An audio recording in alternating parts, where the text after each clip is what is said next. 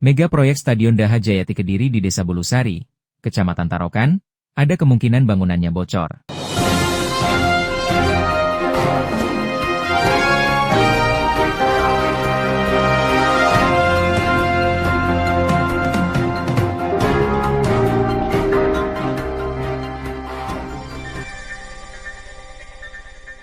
Mega proyek Stadion Daha Jayati Kediri di Desa Bulusari, Kecamatan Tarokan, ada kemungkinan bangunannya bocor.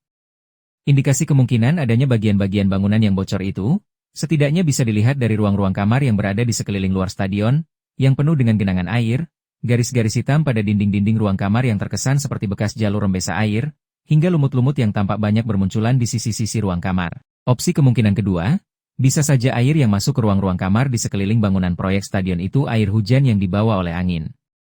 Namun, pantauan Kediri Post, opsi kemungkinan air hujan yang terbawa angin ini cukup kecil. Alasannya, karena di area ruang kamar-kamar stadion itu di atasnya ada atap yang menjorok keluar sekitar 3 meter. Sehingga seandainya ada angin kencang yang masuk terbawa ke ruangan kamar itu, diprediksi sangat sedikit atau cukup terukur.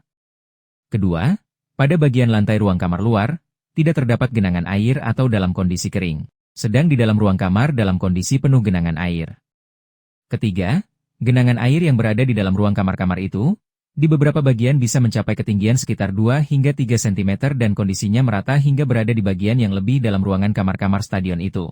Seperti diberitakan, mega proyek pembangunan Stadion Daha Jayati di Desa Bulusari, Kecamatan Tarokan, Kabupaten Kediri, pembiayaan melalui dana APBD Kabupaten Kediri dinilai membengkak hingga tembus 215 miliar rupiah. Khususnya jika digabungkan dengan penyediaan pembiayaan lanjutan pada 2026 ini yang mencapai 60 miliar rupiah.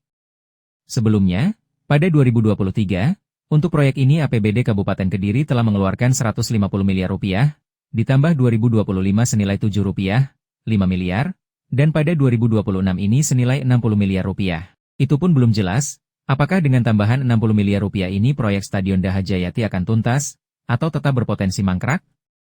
Karena belum bisa dijadikan pertandingan resmi. Sebelumnya, berdasarkan jejak digital pemberitaan media massa, sebagaimana dilansir media berita Jatim, pada pembangunan tahap kedua atau 2024, proyek stadion itu sudah bisa digunakan. Namun realitanya, meskipun pembiayaan tahap 2 sudah selesai, proyek stadion itu masih mangkrak alias belum bisa digunakan sebagaimana mestinya. Sementara itu, Kepala Dinas Perumahan dan Permukiman, Perkim, Kabupaten Kediri, Irwan Chandra, saat dihubungi Kediri Post untuk mengkonfirmasi terkait proyek stadion ini, hingga berita ini ditulis pada Sabtu, 18 April 2026, belum memberikan jawaban apapun.